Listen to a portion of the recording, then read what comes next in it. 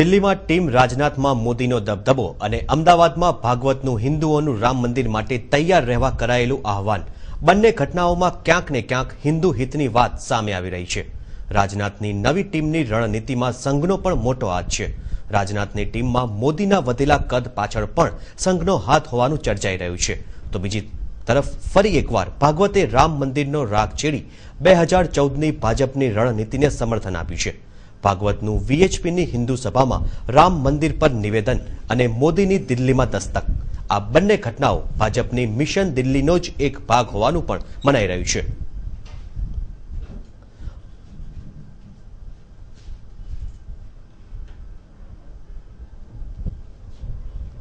મંદિરના નિર્માણ માટે હિન્દુઓએ તૈયાર રહેવા મોહન ભાગવતે આહવાન કર્યું છે।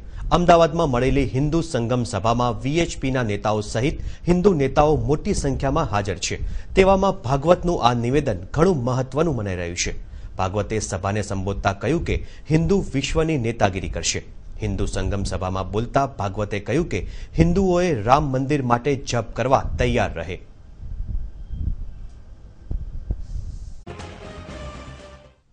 તો રાજનાથની ટીમમાં મુખ્યપ્રધાન નરેન્દ્ર મોદીને સમાવી લેવાતા મોદીના સમર્થકો પણ ભારે ઉત્સાહમાં આવી ગયા છે। તો સાથે જ અમિત શાહને પણ મહાસચિવનું પદ આપવામાં આવ્યું છે। એક તરફ જે વિશ્વ હિન્દુ પરિષદ દ્વારા હિન્દુત્વનો એક નારો કરવામાં આવ્યો અને બીજી તરફ દિલ્હીમાં મોદીની દસ્તક થઈ રાજનાથની ટીમમાં આ જે સમગ્ર ઘટના છે, હિન્દુત્વનો મુદ્દો આમાંથી સ્પષ્ટ રીતે ઉભરી આવે છે, તે વિશે ચર્ચા કરીશું। અમારી સાથે સ્ટુડિયોમાં ઉપસ્થિત છે દિવ્ય ભાસ્કરના મેગેઝિન એડિટર અને રાજકીય વિશ્લેષક મનીષભાઈ મહેતા, તેમજ સાથે છે કોંગ્રેસના પ્રવક્તા જયરાજસિંહ પરમાર। આ બંને મહાનુભાવોનું સ્વાગત છે સ્ટુડિયોમાં। મનીષભાઈ, જે રીતે આજે બે ઘટનાઓ આજે જોવા મળી છે, એક તો વિશ્વ હિન્દુ પરિષદ દ્વારા હિન્દુઓને રામ મંદિર માટે જપ કરવા તૈયાર રહેવા ભાગવતે આહવાન કર્યું, તો બીજી તરફ દિલ્હીમાં નરેન્દ્ર મોદીનો સમાવેશ કરવામાં આવ્યો સંસદીય બોર્ડમાં। આપણે નથી લાગતું કે આ એક હિન્દુત્વની રણનીતિ તૈયાર થઈ હોય અને 2014નું જે મિશન છે તેના માટે હવે હિન્દુત્વના મુદ્દાને લઈને સંઘ હોય કે ભાજપ તે તૈયારી કરી રહ્યું હોય? ચોક્કસ આની પાછળ એક સ્ટ્રેટેજી છે। આ કોઈ કોઇન્સિડન્સ નથી કે દિલ્હીમાં રાજનાથની ટીમ ડિક્લેર થાય અને અમદાવાદમાં મોહન ભાગવત અને વિશ્વ હિન્દુ પરિષદ હિન્દુનો નારો લગાવે અને રામ મંદિર માટે જપ માટે જે વાત કરે, મને એવું લાગે છે કે આ બહુ જ સમજી વિચારીને નક્કી કરાયું છે। અને આજના જ દિવસે મોહન ભાગવત રામ મંદિરના નિર્માણ માટે વાત કરે અને બીજી બાજુ દિલ્હીમાં ટીમ ડિક્લેર થાય અને એમાં નરેન્દ્ર મોદીનું કદ વધારવામાં આવે, એટલે સ્ટ્રેટેજી કેમોફ્લેજની સ્ટ્રેટેજી લાગે છે, પેરેલલ જાય છે। નરેન્દ્ર મોદીને પ્રોજેક્ટ કરવામાં આવે છે અને બીજી બાજુ પેરેલલ હિન્દુત્વના મુદ્દાને ફરીથી પ્રોજેક્ટ કરવામાં આવે છે। આ બંને મુદ્દા એક સાથે પ્રોજેક્ટ કરવામાં આવી રહ્યા છે। જી ચોક્કસ। જયરાજસિંહભાઈ, જે રીતે આજની જે ઘટનાઓ જોવા મળી અને તેમાં હિન્દુત્વનો મુદ્દો જેમ મનીષભાઈએ વાત કરી ઉભરી આવ્યો છે, કોંગ્રેસ એને કઈ રીતે જોઈ રહી છે આ સમગ્ર બંને ઘટનાક્રમને? આ ઘટનાક્રમ જે રીતે ચાલી રહ્યો છે એ રીતે જે રામનામ જપવાની વાત કરી છે આજે જ, એ માળા રામનામ જપવાની જે માળા છે એ 1987થી ચાલુ કરેલી છે। એટલે 13 અને બીજા 13 26 વર્ષથી, એટલે જે બાળક આજે જન્મ્યું હોય એ 26 વર્ષનું, એટલે એને પણ ઘરે દીકરો આવે એ 26 વર્ષથી આ માળા ગુજરાતની અને દેશની જનતા અને ભારતીય જનતા પાર્ટીએ પોતાના રાજકીય હિત ખાતર એ માળા એમના હાથમાં આપેલી છે। પણ મારું તો એવું સ્પષ્ટ કહેવું છે કે એમનો એજન્ડા જે કોઈ એ નક્કી કરવાના હોય તે, પણ પ્રથમ તો રામ મંદિરમાં જો રામ નામનું જપ કરવાનું હોય, મંદિર બનાવવાનું હોય, તો આજે જ એમના રાજનાથસિંહ તારીખ આપે કે કઈ તારીખે એ રામ મંદિર બાંધવાનું શરૂ કરવાના છે। અને આ દેશની 125 કરોડની જનતાને આજથી જ ડેડલાઇન આપી દે કે જ્યારે એ સત્તામાં આવે, આવવાના તો નથી જ, પણ માનો કે સત્તામાં આવે એવું એ કાલ્પનિક જીવી રહ્યા છે, એમાં તો એ જણાવે કે અમે આ રીતે આ સમયે અમે મંદિર બાંધવાના છીએ। ભૂતકાળમાં રામશિલાથી ચાલુ કરી અને રામ મંદિર સુધી, પછી અલગ અલગ અલગ અલગ અલગ મુદ્દા ઉપર અલગ અલગ સ્ટેન્ડ આવ્યું। પહેલા એવું કીધું કે તમે અમને 370 કમળ આપો પાર્લામેન્ટમાં, તો 370ની કલમ દૂર કરીશું અમે કાશ્મીરમાં। પછી એ તો શક્ય જ નથી, એટલે એવું કહ્યું કે આ તો અમારો 370 તમે સભ્યો ચૂંટાઈ ન જાય પાર્લામેન્ટમાં તો અમે કેવી રીતે કરી શકીએ, અથવા તો કેન્દ્રમાં અમારી સરકાર ન હોય તો કેવી રીતે કરી શકીએ. જી યોગાનુયોગ કેન્દ્રમાં પણ એનડીએની સરકાર આવી હતી જે ભારતીય જનતા પાર્ટી એને લીડ કરતી હતી અને એમનો જ સમય હતો તો એમને મંદિર બાંધતા કોને રોક્યા હતા. પરંતુ આજે જે રીતે જોતા લાગી રહ્યું છે જયરાજભાઈ કે મિશન દિલ્હીનો એક ભાગ રૂપે જ આજે ફક્ત જાહેરાત કરવામાં આવ્યું કે રામ મંદિરનો જપ કરવા માટે તૈયાર રહો અને ક્રમશઃ આગળ તે રીતે સંઘ અને સંઘના નેતાઓ તેમજ ભાજપ તેમાં આગળ તેની વ્યૂહરચના બનાવી હોય તેવું અત્યારે પ્રાથમિક તબક્કે તો એવું લાગી રહ્યું છે. તો રાજનાથની ટીમમાં મોદીનો દબદબો આ વિશેની ચર્ચા ચાલુ રાખીશું, પરંતુ તે પહેલા લઈશું એક બ્રેક. દિલ્હી હાથવે दूर છે. मोदी जी को बहुत बहुत बधाई, पार्लियामेंट्री बोर्ड में आ गए और जनता की जो मांग है उस हिसाब से सबको करना चाहिए. जनता चाह रही है कि नरेंद्र मोदी प्रधानमंत्री के कैंडिडेट बने. Certainly, I hope that this time NDA will come to power and Narendra Modi will lead the. And what is your target right now? Karnataka Assembly election or the election? Now it is the Karnataka elections is our first priority. Karnataka elections, Modi will come over to Karnataka and he will campaign on behalf of the party. તો મોદી માટે દિલ્હી હવે હાથ વેત જ દૂર છે, જે રીતે ભાજપના નેતાઓ પણ સમર્થન આપી રહ્યા છે. પરંતુ મનીષભાઈ, શું લાગે છે કે હજુ મોદી માટે કેટલો સંઘર્ષ કરવો પડશે 2014નો મિશનને પાર પાડવા માટે? એટલે 2014નું મિશન અને આ ઇન્ડિયન પોલિટિકલ લીગ આપણે જે આઈપીએલ કહીએ 2014 એનું કાઉન્ટડાઉન શરૂ થઈ ગયું છે. ચોક્કસ બંને પાર્ટીમાં એની સ્ટ્રેટેજી શરૂ થઈ ગઈ છે. કોંગ્રેસમાં રાહુલ ગાંધીને પ્રમોટ કરીને જે સ્થાન આપી દેવામાં આવ્યું છે એને કાઉન્ટર સ્ટ્રેટેજી રૂપે આજે રાજનાથે ભાજપની ટીમ ડિક્લેર કરી છે. મને એવું લાગે છે કે આખી વાતમાં જે સેન્ટ્રલ જે મુદ્દો છે એ ડિલિવરી સિસ્ટમનો છે. નરેન્દ્ર મોદીનું ઇન્ક્લુઝન પાર્લામેન્ટરી બોર્ડમાં થયું એ કોઈ નરેન્દ્ર મોદી માટે બહુ મોટું એચિવમેન્ટ હું માનતો નથી, એટલા માટે કારણ કે ઓલરેડી પાર્લામેન્ટરી બોર્ડમાં પહેલા હતા જ. એમની ટીમ પાર્લામેન્ટરી બોર્ડમાં સ્થાન પામી છે, એમની પસંદગીના લોકો, એ એમના માટે એચિવમેન્ટ છે એવું મને લાગે છે. કારણ કે આમાં ઘણા બધા મોદીના સમર્થકો જે ખાસ કહી શકાય તેવા પણ નેતાઓ છે. બિલકુલ. એટલે પહેલા નરેન્દ્ર મોદી હતા ત્યારે એમની ટીમ નહોતી. આ વખતે નરેન્દ્ર મોદી પોતે પણ છે જે એમણે સ્થાન પાછું મેળવી લીધું પુનઃ, પણ એમની ટીમ એમાં સમાવિષ્ટ થઈ છે. એ એમના માટે મોટું એચિવમેન્ટ છે. એનો મતલબ એવો થયો કે આગળના દિવસોમાં નરેન્દ્ર મોદી ટ્રમ્પ કાર્ડ બનવાના છે અને એમની ટીમ જ ડિલિવરી કરવાના છે. અને નરેન્દ્ર મોદી ડિલિવરી કરી શકે એમ છે એવું ભાજપ હવે માની રહ્યો છે કે આ જ એક માણસ છે જે આપણા માટે ડિલિવરી કરી શકશે અને એવું પરસીવ કરવામાં આવ્યું છે. એટલે કે ટૂંકમાં રાહુલ ગાંધી સામે જો એક ચહેરો મૂકવો હોય તો ભાજપ માટે મોદી સિવાય કોઈ છૂટકો નથી અત્યારે એવું જોતા લાગી રહ્યું છે, જે રીતે તેના ટીમને મૂકવામાં આવી છે. નહીં, એમાં પણ હજુ પેલું છાસ લેવા જવું ને દોણી સંતાડવી એવું થાય છે. ચોક્કસ બંને પક્ષથી સામે મોરચો જે છે એ નથી થયો. નથી કોંગ્રેસે રાહુલનું નામ પ્રોજેક્ટ કર્યું, નથી ભાજપે મોદીનું નામ પ્રોજેક્ટ કર્યું, પણ સાઈડમાં રાખીને સ્ટ્રેટેજી તો એ જ રીતે ઘડાઈ રહી છે કે એક બાજુ રાહુલ અને એક બાજુ મોદી. ભલે સ્પષ્ટ રીતે ન કીધું હોય પરંતુ લોકોને તરત ખ્યાલ આવી જાય છે કે બંને સામે 100% ટકરાવાના છે. જયરાજભાઈ, જે રીતે રાહુલ ગાંધી અત્યારે યુવા ચહેરા તરીકે ઉપસી રહ્યા છે, તો ભાજપે મોદી સહિત ઘણા જે નેતાઓ છે, અમિત શાહ પણ છે ગુજરાતમાંથી, તેમને પણ યુવા નેતાઓ તરીકે પ્રોજેક્ટ કરવા છે. તો કોંગ્રેસની શું સ્ટ્રેટેજી રહેશે, ખાસ કરીને મોદી હવે સંસદીય બોર્ડમાં આવે છે તેની સામે? ભારતીય જનતા પાર્ટીમાં નેશનલ લેવલે તમે જાણો છો કે ખાટલે મોટી ખોડ છે. આખી પાર્લામેન્ટરી બોર્ડ તમે જોઈ લો, તમે એમાં શરૂઆત કરો તો રાજનાથસિંહ તો પોતાના ક્ષેત્રમાં લોકસભા લડી શકવાની એમની હિંમત નથી કે લડશે તો ચૂંટાશે કેમ, એ પણ એક સવાલ છે. બીજા નંબરે અડવાણીજી તો એ જ પર પ્રકાશિત ગ્રહ છે, એમના જ કોકડા ઉપર પ્રકાશિત થવાનું છે. પોતાનું કોઈ ગ્રાઉન્ડ નથી, એમના જ ગુજરાતમાં આવી અને ગુજરાતથી ચૂંટણી જીતે, બાકી બીજેથી ક્યાંય ચૂંટાય એવી સ્થિતિ હાલ લાગતી નથી. એવી રીતે વેંકૈયા નાયડુજી તો આંધ્રપ્રદેશમાં એમનું કોઈ ગ્રાઉન્ડ નથી કે નાગપુરથી ચૂંટાવાના એમના ફાંફા છે. તમે એના નીતિન ગડકરીજી તો મહારાષ્ટ્રમાં નાગપુરમાં એમને તકલીફ છે.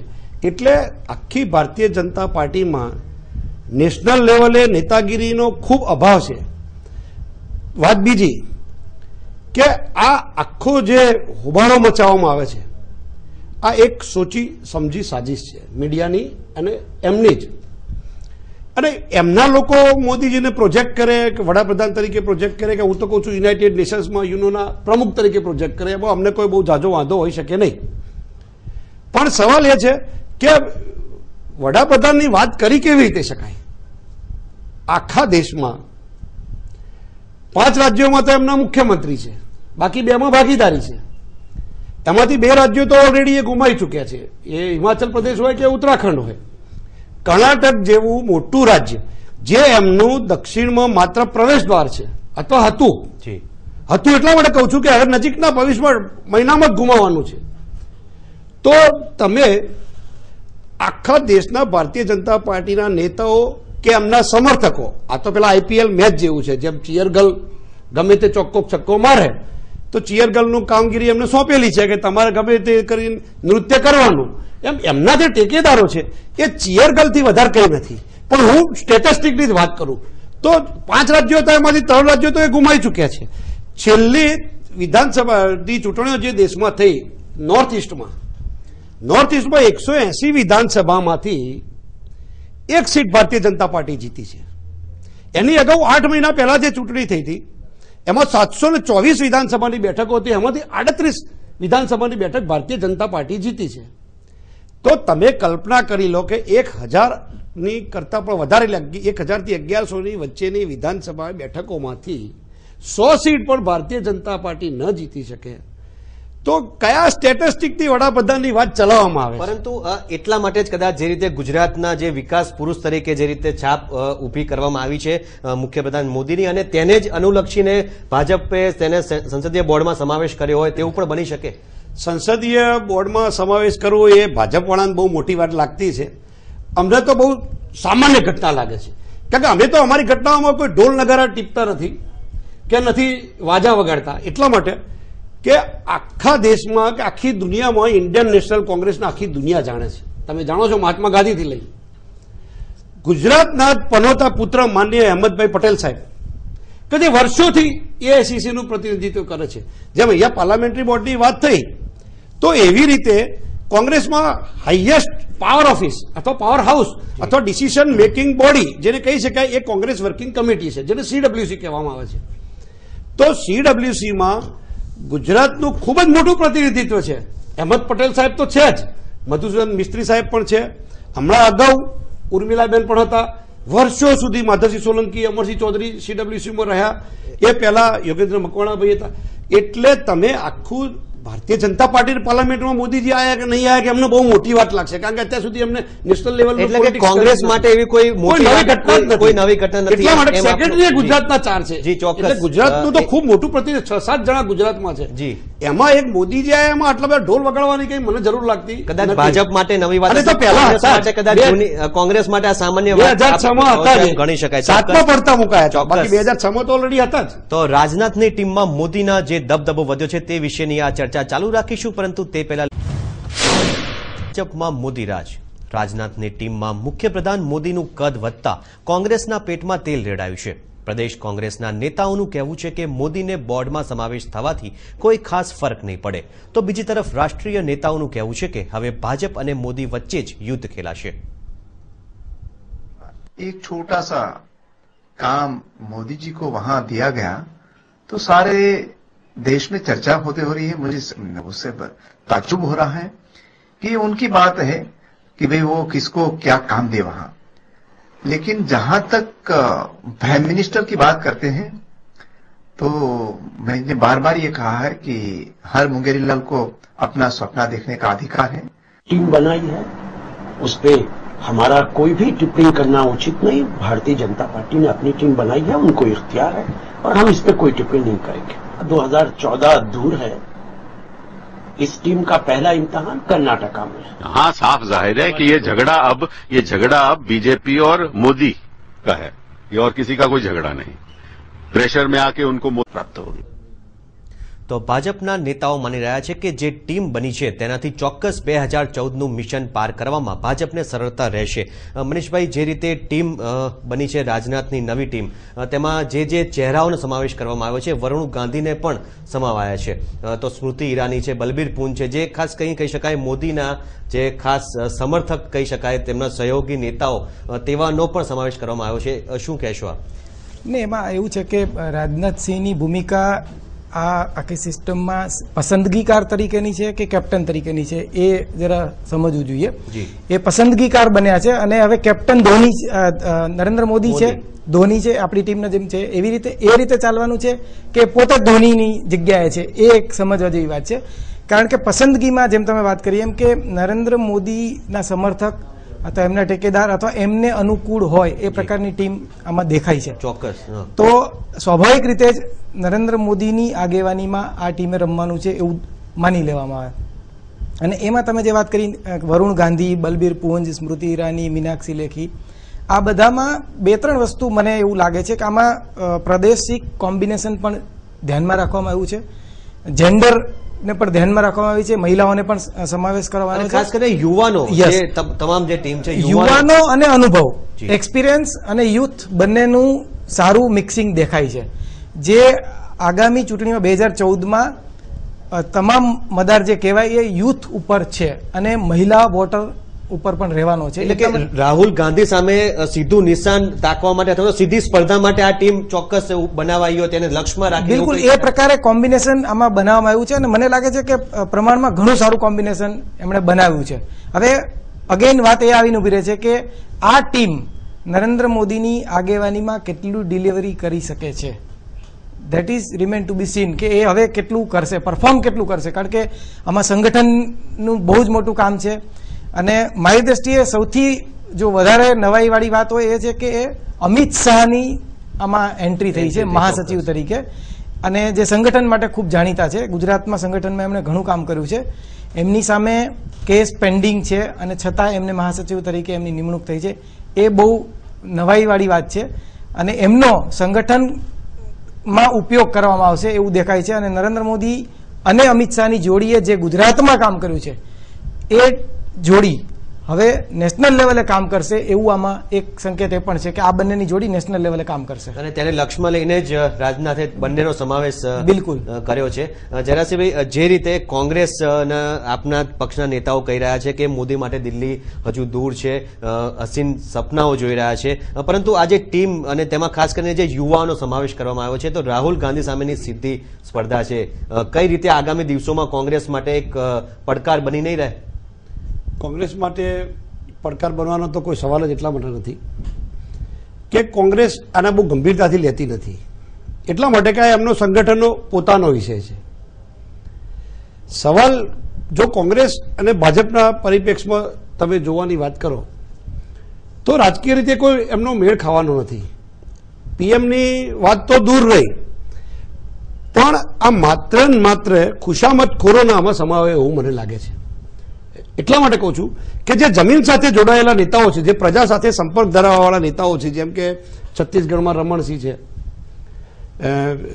શિવરાજસિંહ ચૌહાણ છે, મધ્યપ્રદેશના મુખ્યમંત્રી છે, મુંડાજી છે, જે લોકો પ્રજા મત સાથે અથવા પ્રજાના સંપર્કમાં છે અથવા તો જમીન સાથે જોડાયેલા છે, એવા નેતાઓનો બહુ ઓછો સમાવેશ છે. પછી પ્રેમકુમાર ધુમલ તમે જોઈ લો. એટલે જેટલા લોકોએ જે તે રાજ્યમાં જ્યાં જ્યાં કોઈ વાર ભારતીય જનતા પાર્ટીને જીતવાની તક મળી હોય ત્યારે જેને મુખ્યમંત્રી પદ શોભાવ્યું હોય એવા લોકોનો સમાવેશ જ નથી. માત્ર ને માત્ર તમે આખી ટીમ તમે જોઈ લો તો આમ તો તમે પ્રશ્ન કર્યો એટલે બાકી એમની ટીમ જે હોય કે મુબારક છે, આખી આ બી ટીમ છે એ ટીમ જ નથી. પરંતુ સામાન્ય રીતે ભાજપમાં જે રીતે બોર્ડમાં નિમણૂક કરવામાં આવતી હોય છે, મુખ્ય પ્રધાનોનો સમાવેશ થતો હોતો નથી, પરંતુ આ રેર કિસ્સા ના ના ના એટલા માટે નહીં કે શિવરાજસિંહ ચૌહાણ પેલા હતા જ, 2006માં નરેન્દ્રભાઈ મોદી હતા જ, 7માં આ જ રાજનાથસિંહ એમને પડતા મૂક્યા હતા. 2007માં જયારે રાજનાથસિંહ આવ્યા હતા ત્યારે એમને જ પડતા મૂકેલા. પણ આ એ ટીમ જ નથી. તમે અરુણ જેટલીજી જુઓ તો એમનું ગ્રાઉન્ડ સાથે કશું લેવા દેવા નહીં, રાજ્યસભાના જ માણસો. તમે સુષ્મા સ્વરાજ તો એમના સ્ટેટમાં દિલ્હીમાં જીતવાની કોઈ જગ્યા નથી. તમે એમની આખી નેતાગીરી જુઓ, અડવાણીજી, મેં અગાઉ પણ કહ્યું, ફરીથી રિપીટ કરતો તમારો પણ સમય બગડે, પણ એ પરપ્રકાશિત છે. ગુજરાતમાં જ એમને ચૂંટાવવું પડે, કોકના પર આધારિત. કયા નેતાઓ? યશવંત સિન્હા તો મોદીના સમર્થક જ છે. જો સમર્થકોની તમે વાત કરતા હોય તો યશવંત સિન્હા એમના સમર્થક હતા તો પડતા મુકાયા. રવિશંકર પ્રસાદ ખૂબ સારો એમનો ચહેરો એમની રીતે ગણી શકાય તો એ પડતા મુકાયા છે. ઘણા બધા સારા આગેવાનો પણ એમને પડતા મૂક્યા છે. વિનય કટિયારજી તો એવું કહ્યું કે વરુણ ગાંધી લીધા એમાં મને નવાઈ લાગી એટલા માટે કે આ દેશમાં હજુ ગાંધી નામની બોલબાલા છે અને ગાંધીના નામે આજે પણ માલ વેચાય છે. ચોક્કસ જયરાજસિંહ, વરુણ ગાંધી તેમજ અન્ય જે યુવા નેતાઓનો સમાવેશ કરવામાં આવ્યો છે તેમની વિશેની આપણે હજી ચર્ચા ચાલુ રાખીશું, પરંતુ સમય થયો છે બ્રેક લેવાનો, તો બ્રેક બાદ આગળ વધારીશું આ ચર્ચા. उसकी बहुत जिम्मेदारी बढ़ गई है. તો વરુણ ગાંધીની નિયુક્તિ પર પણ અનેક અટકળો અને સવાલો પણ ઉઠ્યા છે. જે રીતે કોંગ્રેસના નેતા કહી રહ્યા છે, વિનય કટિયાર, જે ગાંધી વર્સિસ ગાંધી અને એનું એક ટ્રમ્પ કાર્ડ ખેલવાનો એક પ્રયાસ થઈ રહ્યો તેવું જણાઈ રહ્યું છે. મનીષભાઈ, શું કહેશો કે ભાજપને શું ગાંધી અટક માટે જ તેમને મૂક્યા હોય તેવું લાગી રહ્યું છે? એમાં બે વસ્તુ છે. એક તો વરુણ ગાંધીની જે ઉત્તર પ્રદેશમાં એનો જે આગામી ચૂંટણીમાં એનો ઉપયોગ કરવાનો છે અને ગાંધી અટક ઓબ્વિયસલી છે, પણ વરુણ ગાંધી કઈ એન્ટ્રી પહેલી વાર નથી, એ વર્ષોથી ભાજપમાં છે જ. એટલે એ અટકનો ઉપયોગ કરવાનું જે શરૂ કર્યું ભાજપે એ તો ઘણા વખત પહેલા કરી દીધું છે. એટલે આ વખત એને ઉત્તર પ્રદેશ સેન્ટ્રિક અથવા સ્પેસિફિક ઉપયોગ કરાશે એવું મને દેખાય છે. અને ઉત્તર પ્રદેશને ધ્યાનમાં રાખીને એક ચોક્કસ રણનીતિ પણ આમાં દેખાય છે. ઉમા ભારતી, વરુણ ગાંધી, આ બધાને જે લેવામાં આવ્યા છે એમાં ઉત્તર પ્રદેશને ફોકસ કરવામાં આવ્યું છે. જી. અને તમને યાદ હશે કે હજુ અઠવાડિયા 10 દિવસ પહેલા જ વરુણ ગાંધી સામેના જે આક્ષેપો હતા એમાં એને કોર્ટમાંથી એમને મુક્ત કરવામાં આવ્યા છે.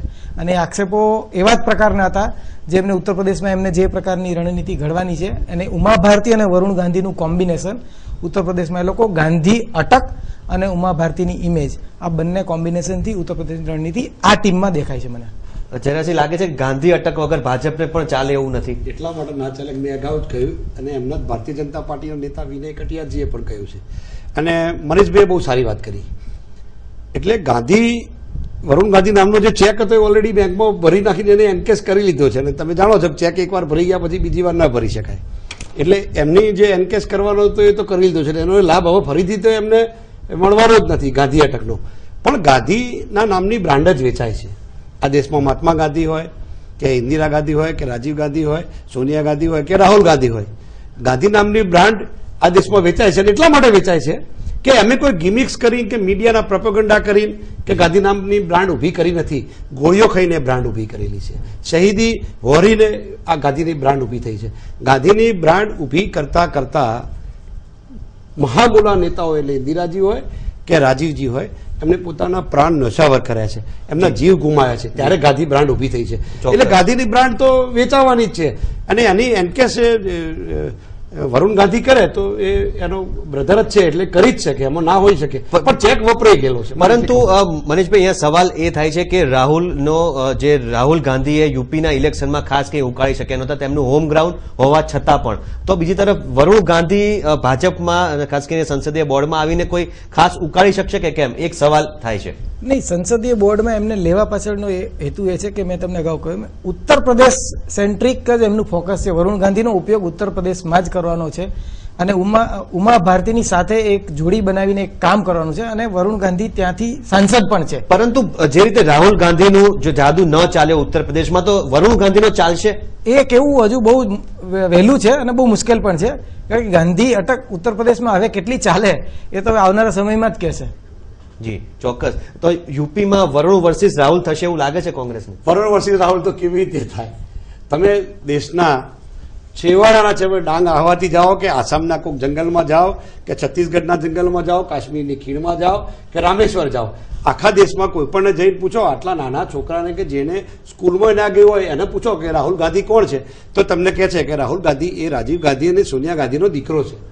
સોનિયા ગાંધી કોણ છે તો એ કહે છે કે રાજીવ ગાંધીના પત્ની હતા. રાજીવ ગાંધી કોણ હતા તો ઇન્દિરા ગાંધીનો દીકરો હતો. ઇન્દિરા ગાંધી કોણ હતા તો એ જવાહરલાલ નહેરુની દીકરી હતી. જવાહરલાલ નહેરુ કોણ હતા તો એ મોતીલાલ નહેરુનો દીકરો હતો. આ 7 પેઢી આ દેશની જનતાને યાદ છે. તમે ભારતીય જનતા પાર્ટીના ખૂબ મોટા કાર્યકર્તા, મોટા નેતાઓને પૂછો કે તમે એમના માનનીય નેતા છે વાજપેયીજી, એમના બાપુજીનું નામ બોલો, અડવાણીજીના પિતાશ્રીનું નામ બોલો, તો નહીં બોલી શકે. એમના પિતાશ્રીનું, વડાપ્રધાન રહેલા વ્યક્તિને પિતાશ્રીનું નામ નહીં આવડે.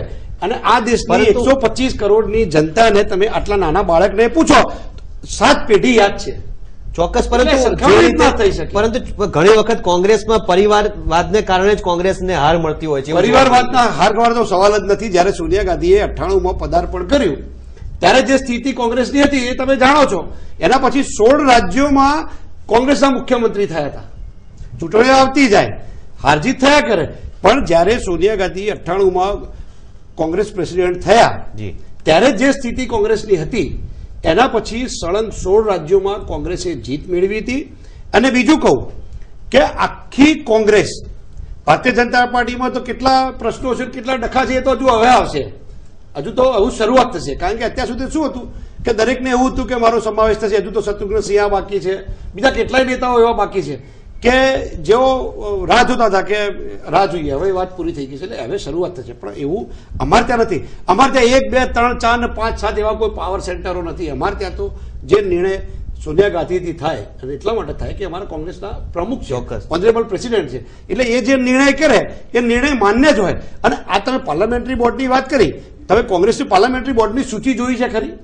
કોંગ્રેસના પાર્લામેન્ટરી બોર્ડની યાદી તમે જોજો તો એની અંદર તમે એક નામ, તમે આ નામ આખા લિસ્ટ 15 જણના નામની લિસ્ટ વાંચો તો એક નામ તમને જાણીતું ના હોય. તમે હાલત, તમે નોટ યુ, આ દેશની જનતા તમે પૂછો કે ખજાનચી કોણ, તો કોઈ ના ઓળખે. કયા રાજના છે તો ના ઓળખે. એ જે નામમાં તમે 2-3 નામ મોટા અડવાણીજી કે રાજનાથસિંહના નામ છોડી અને બાકીના 15 નામમાંથી 13 નામમાં એ કયા રાજ્યના છે ખબર નથી. નામ તો ખબર જ નથી, પણ એ કયા રાજ્યના ખબર નથી. અને તમે કોંગ્રેસની તો વાત જ કેવી થાય? કોંગ્રેસમાં તો 6 વાર મુખ્યમંત્રીઓ બનેલા, એમને CWCમાં આવવું હોય તો ફાંફા પડે. કોંગ્રેસમાં તો એટલા સ્ટોલવર્ટ નેતાઓ છે, એટલી લાંબી લાઈન છે નેતાઓની કે અને નાના બાળકને પૂછો તો પણ એટલે એની સરખામણી જ નથી. પરંતુ જે વાત હતી પરિવારવાદ ક્યાંક અસર કરી જતો હોય છે. મનીષભાઈ શું કહેશો આપ? ભાજપ કે કોંગ્રેસમાં વધારે જોવા મળતું હોય છે? નહીં, એટલે ભાજપ પાસે, એટલે કોઈ પણ વિપક્ષ પાસે કોંગ્રેસ સામેનો આ એક મોટો મુદ્દો રહ્યો છે. અને હમણાં નજીકના ભૂતકાળમાં જ નરેન્દ્ર મોદીએ આ જ મુદ્દો ઉછાળ્યો હતો. દિલ્હીમાં પણ એમણે વાત કરી હતી અને બીજા ભાષણોમાં પણ એ બોલ્યા છે છેલ્લે કે આ પરિવારવાદ ક્યાં સુધી ચાલશે. અને એની સામે જ કાઉન્ટર કરવા માટે એમણે આ તમે જે વરુણની વાત કરી એને કાઉન્ટર કરવા માટે જ આ સ્ટ્રેટેજી કરી છે એવું મને લાગે છે. ચોક્કસ. અને જે રીતે કોંગ્રેસના નેતાઓએ અલગ જે રીતે કહ્યું છે કે હવે આ જે ટીમ બની છે તેનાથી ભાજપ અને મોદી વચ્ચે શીત યુદ્ધ કાં તો યુદ્ધ ખેલાશે એવું કોંગ્રેસના નેતાઓએ હમણાં જ કહ્યું છે. તે વિશેની આ ચર્ચા આગળ કરીશું, પરંતુ હાલ સમય થયો છે બ્રેક લેવાનો. બ્રેક બાદ અમારી ચર્ચા ચાલુ રાખીશું. તો આખરે રાજનાથની ટીમમાં મોદીનો સમાવેશ થઈ ગયો છે. જે રીતે માહોલ બન્યો હતો, સદભાવના ઉપવાસ હોય કે પછી અન્ય કાર્યક્રમો હોય, રાષ્ટ્રીય નેતાઓની હાજરીથી જ ખ્યાલ આવી ગયો હતો કે મોદીને મહત્વનું સ્થાન મળી શકે છે. પરંતુ જે જાહેરાત હતી તે જાહેરાત બાકી હતી અને આજે ઔપચારિક જાહેરાત થઈ ગઈ છે. મનીષભાઈ, જે રીતે આજે જાહેરાત કરવામાં આવી છે અને અગાઉનો જે માહોલ હતો, રાષ્ટ્રીય નેતાઓએ એક મનોમન નક્કી કરી લીધું હતું કે મોદીને મહત્વનું સ્થાન આપવું. પરંતુ સવાલ એ છે કે આજ રાજનાથસિંહ જ્યારે અગાઉ પ્રમુખ હતા ત્યારે તેમણે મોદીને સંસદીય બોર્ડમાંથી પડતા મૂક્યા હતા અને હવે તેમને દબદબાભેર સ્થાન આપવામાં આવ્યું છે. શું કારણ? એટલે અગાઉ રાજનાથ અને મોદીનું એલાઇનમેન્ટ એટલું નહોતું જેટલું આજે બન્યું છે. ત્યાં તો સંઘ દ્વારા બનાવવામાં આવ્યું છે. એટલે અગાઉ એમને પડતા મૂક્યા હતા. આજ રાજનાથ પ્રમુખ બન્યા ત્યારે એમણે પડતા મૂક્યા હતા અને આજ રાજનાથ ફરીવાર પ્રમુખ બન્યા ત્યારે એમને આમ ઉચકી લીધા છે મોદીને. એટલે એમની પાસે બીજું કોઈ વિકલ્પ નથી અને એમને એવો ખ્યાલ આવી ગયો છે કે તમારે ટીમની જેમ કામ કરવાનું છે અને એટલા માટે એમણે મોદીને સ્વીકારી લીધા છે અને મોદીની શક્તિઓને એનો ઉપયોગ કરશે. અને બીજી વાત એ છે કે જે વાત આપણે હમણાં ચાલતી હતી કે વિરોધના સૂરની, ચોક્કસ કે વિરોધનો સૂર અંદરથી જ ભાજપમાં ડિસેન્ટ વોઇસ વધારે ઝડપથી બહાર આવતો હોય છે અને એની પ્રકૃતિમાં છે. એટલે એ કદાચ નજીકના ભવિષ્યમાં જ જોવા મળે. પણ હવે આ જે પ્રક્રિયા થઈ છે મને લાગે છે કે એમાં ઘણો સમય લીધો છે.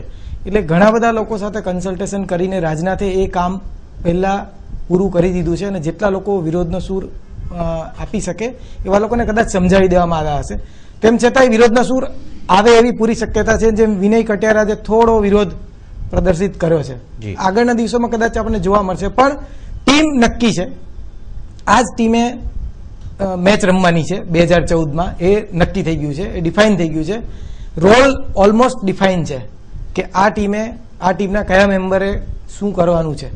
હવે એ ટીમ કેટલી ડિલિવર કરી શકે છે એ જોવાનું છે. ચોક્કસ મોદીના આવવાથી રાજનાથની ટીમમાં ચોક્કસ ફરક પડી શકે છે અને જે રીતે તેમના સહયોગીને લેવામાં આવ્યા છે, તેમના સમર્થકોનો ટીમમાં સમાવેશ કરવામાં આવે છે, તો તેનાથી કદાચ વિરોધનો સૂર આપ કહો છો તેમ કદાચ એટલો બધો જોવા ન પણ મળે.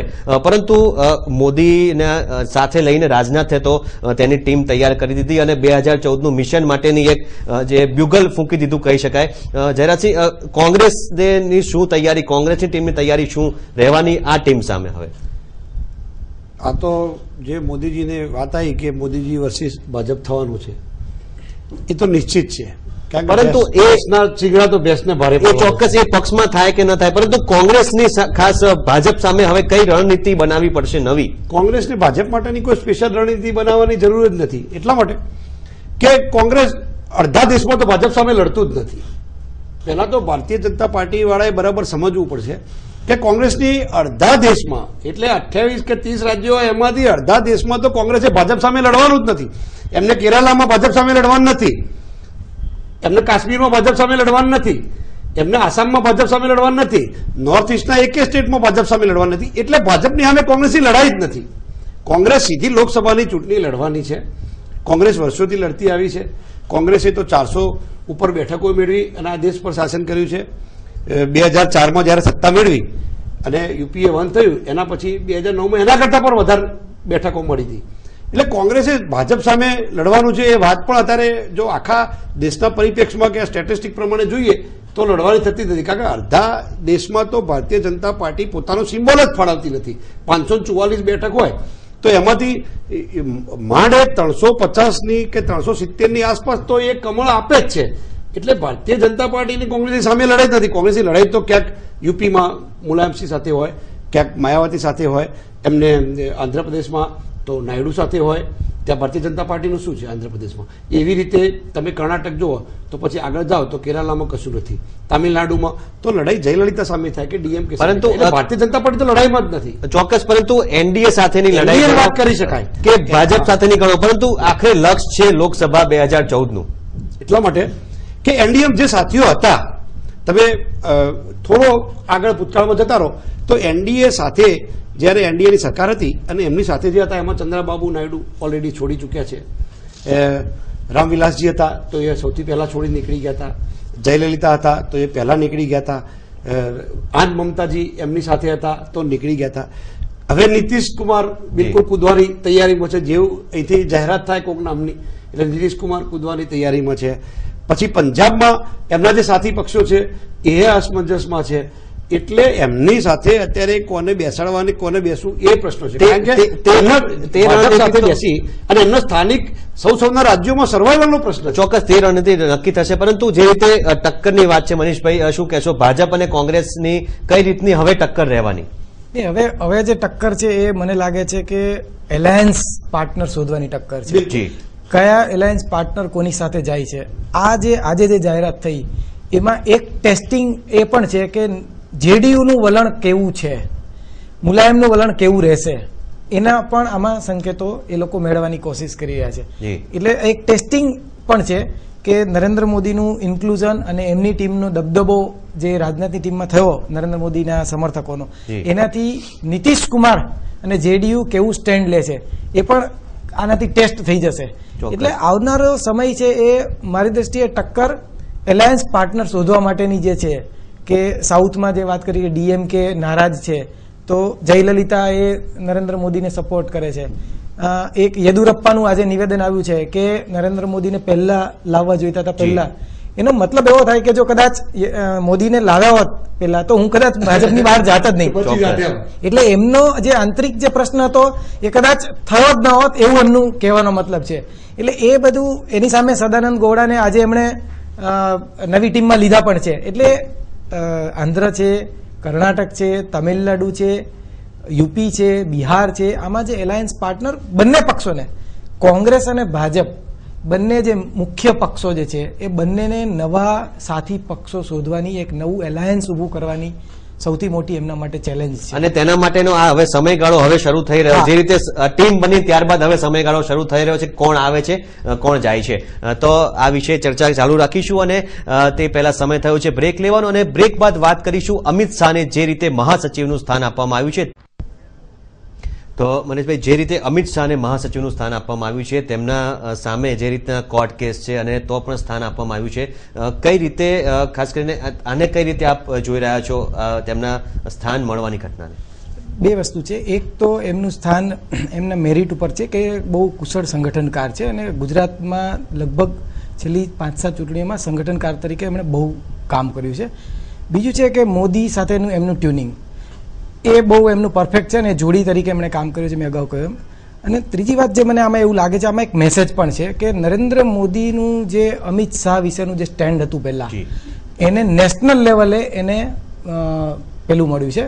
એટલે ભાજપ, કેન્દ્રીય ભાજપ પણ એ જ માને છે કે જે નરેન્દ્ર મોદી અમિત શાહ વિશે માને છે એ જ વસ્તુ કેન્દ્રીય ભાજપ પણ માને છે. એમ માનીને એમને ટીમમાં સ્થાન આપવામાં આવ્યું છે.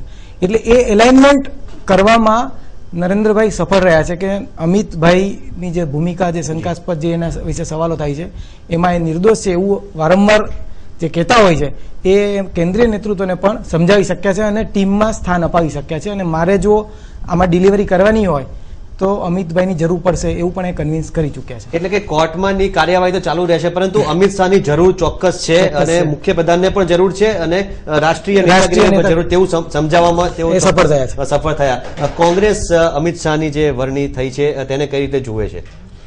એટલા માટે કે જેલમાંથી હમણાં તો છૂટ્યા છે, એ કદાચ બીજા બધા ઘણા બધા કેસો ચાલે છે, પણ એ તો કોર્ટની વાત છે એટલે વાત ના કરીએ. પણ ઘણા બધા રહસ્યો જાણતા હશે અને મુખ્યમંત્રીશ્રીના નજીક છે એટલે એ રહસ્યો છુપાવવાનો એવોર્ડ મળ્યો હોય, કારણ કે રાજકારણમાં વફાદારી એટલી જ કિંમત કરતી હોય છે. બાકી જો સિનિયોરિટી કે જો પાર્ટી માટેનો ભોગની વાત હોય તો ઘણા બધા સિનિયર નેતાઓ છે, હરીન પાઠકથી ચાલુ કરી અને ભારતીય જનતા પાર્ટીમાં આખા ગુજરાતમાં બીજા બધા કેટલાય સિનિયર નેતાઓ છે કે જે 5-5, 6-6 ટર્મ સંસદ રહ્યા હોય, પાર્લામેન્ટમાં મેમ્બર તરીકે રહ્યા હોય, વર્ષો સુધી વિધાનસભામાં પ્રતિનિધિત્વ કરે, ઘણા બધા છે, એમનો સંગઠનમાં ઘણા બધા માહિર છે. એટલે એવું જરૂર નથી કે અમિત શાહને જ લેવા, પણ એમની કેટલીક મજબૂરીઓ છે કે ઘણું બધું રહસ્યો છે કે જેના કારણે એમને આ એવોર્ડ મળ્યો હોય એવું કોંગ્રેસનું તો માનવું છે. એમનું નિવેદન તો ચોક્કસ રાજકીય કહી શકાય, પરંતુ આપણે લાગે છે ક્યાંક મજબૂરી આમાં હોય. મનીષભાઈ, એક વિશ્લેષક તરીકે આપ શું માનો છો? મજબૂરી એકબીજાની જે વફાદારી છે, વફાદારીનો રિવોર્ડ હોઈ શકે છે. અને મેં કહ્યું એમ કે એ બંને ટીમ તરીકે ઘણા સમય, લાંબા સમયથી કામ કર્યું છે. એટલે એમણે કદાચ એવું કહ્યું હોય કે ભાઈ મારે આમની જરૂર પડશે સંગઠનમાં, એટલા માટે પણ એમને સ્થાન આપ્યું હોય. અને વફાદારી તો ઓફકોર્સ રાજકારણમાં જે રાજકારણને વધારે સારી રીતે કહી શકે, વફાદારી ઇટ પેઝ, ઓલવેઝ પેઝ. અને અમિતભાઈને નરેન્દ્રભાઈ પ્રત્યેની વફાદારી એ જ્યારે અહીંયા ગુજરાતમાં મુખ્યમંત્રી આવ્યા એ પહેલાની એમની વફાદારી છે, બહુ ઓછા લોકો જાણે છે. એટલે એ કદાચ એમને આજે ફરીથી ફળી છે એવું મને લાગે છે. તો સાથે એમ પણ કહી શકાય કે જે રીતે તેમને તડીપાર કરવામાં આવ્યા હતા, ગુજરાત બહાર રહ્યા આટલો સમય, તેનો લાભ અને રાષ્ટ્રીય નેતાઓ સાથેના સંબંધો વધુ ગાઢ બનાવ્યા હોય અને તેનો સીધો લાભ આમાં એમને મળ્યો હોય તેમ કહી શકાય? એવું પણ બની શકે ને. એવી સ્થિતિ નરેન્દ્રભાઈની પણ થઈ હતી જ્યારે એમને પણ અહીંથી દિલ્હી મોકલી દેવામાં આવ્યા હતા અને એવો પણ એ લગભગ એવી જ સ્થિતિમાં દિલ્હી રહ્યા લાંબો સમય, જ્યારે અહીંયા કેશુભાઈની સરકાર હતી ત્યારે. એટલે એવી સ્થિતિ અમિતભાઈની થઈ, પણ એ જુદા સંદર્ભમાં એમણે દિલ્હી રહેવું પડ્યું છે. જેલમાં ગયા હતા અને પછી એમને કોર્ટના આદેશથી એમણે ત્યાં રહેવું પડ્યું ગુજરાતની બહાર. એટલે એ સમયનો એમણે એ રીતે ઉપયોગ કર્યો કે નેશનલ લેવલે એમણે પોતાનું નેટવર્ક ઊભું કર્યું હોય અને રાષ્ટ્રીય નેતાઓ સાથે સંબંધો કેળવ્યા હોય અને એ અત્યારે મદદરૂપ થયા, એવું પણ બને. જી ચોક્કસ. તો અમિત શાહ અને નરેન્દ્ર મોદીની જે જોડી છે તે આગામી દિવસોમાં કેવો રંગ લાવે છે તે તો આગામી થોડા દિવસોમાં જ ખ્યાલ આવશે. તો આપ ચર્ચામાં જોડાયા તે બદલ મનીષભાઈ મહેતા આપનો અને જયરાજસિંહ પરમાર આપનો આભાર. તો આ હતી અમારી વિશેષ ચર્ચા. વધુ સમાચારો માટે આપ જોતા રહો TV9.